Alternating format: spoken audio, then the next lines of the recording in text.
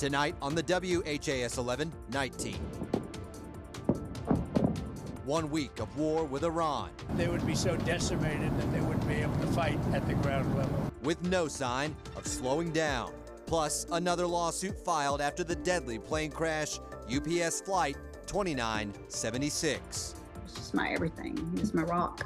I just miss him. Ugh. We hear from a widow wanting someone held responsible for her husband's death. And then, wild shifts in the weather. Our forecast shows a break in the rain with thunderstorms on the way. It's all here on the Night Team.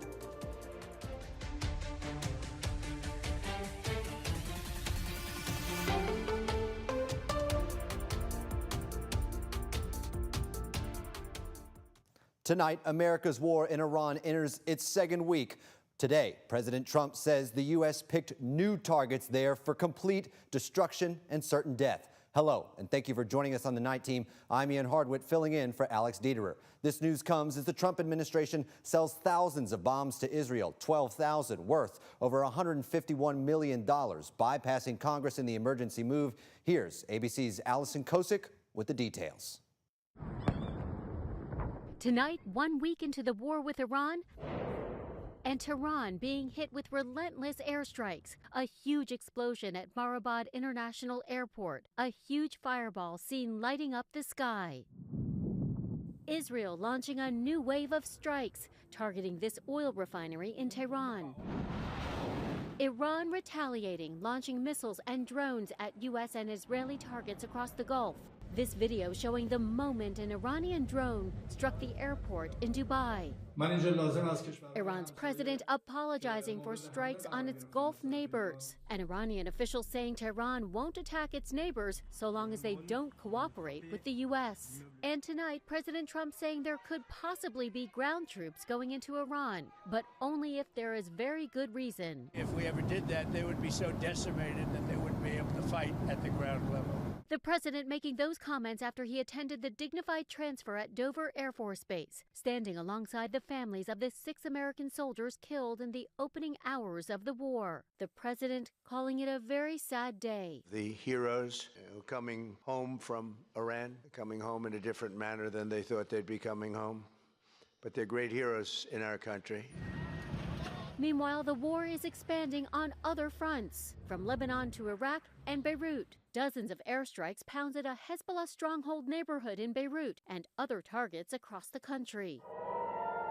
Hezbollah launching dozens of missiles at Israeli targets in response to the IDF saying it is now launching more strikes. Allison Kosick, ABC News, New York. And here at home, the war in Iran and the closure of the Strait of Hormuz drove gas prices higher.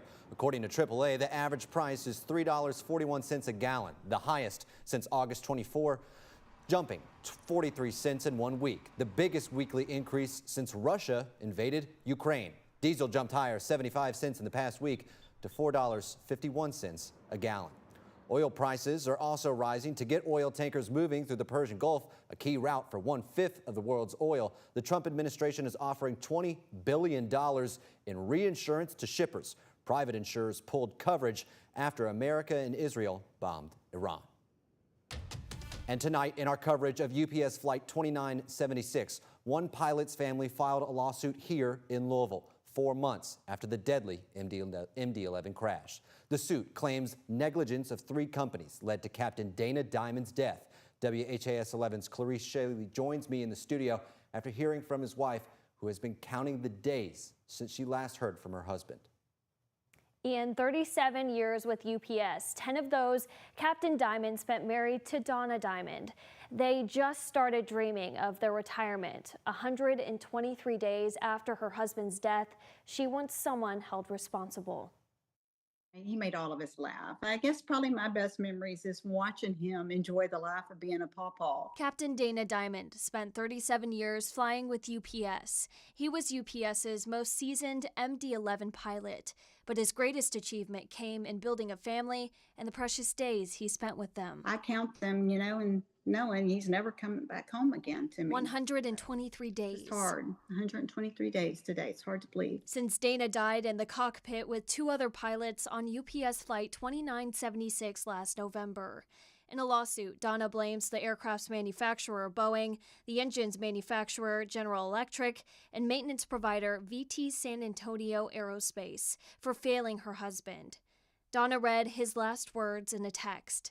"I love you, wife," Dana wrote minutes before the crash. I could have said, I love you too, but I didn't. I didn't see it until I got back home, until like after the crash. It's terrible. Friday, security peeled back at the crash site near Grade Lane and Melton Avenue.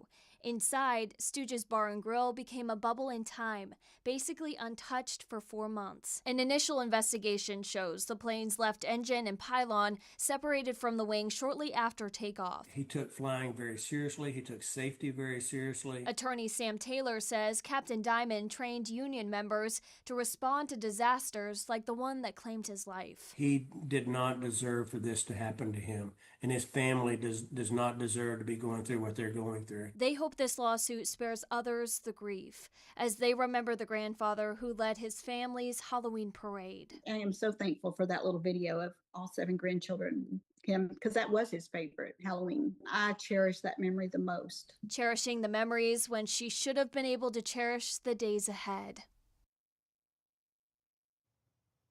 I've reached out to the 3 companies listed in the lawsuit and have heard from General Electric Aerospace, telling me they extend their sympathies to those impacted, and they are supporting NTSB's investigation, saying, quote, "Safety is our first priority."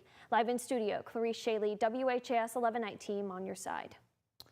Clarice, thank you very much. The area around the UPS plane crash site is still restricted. Grade Lane closed between Crittenden Drive and Knopp Avenue because of heavy construction and still the environmental cleanup. But full access has been granted to Knopp Melton Industrial Park.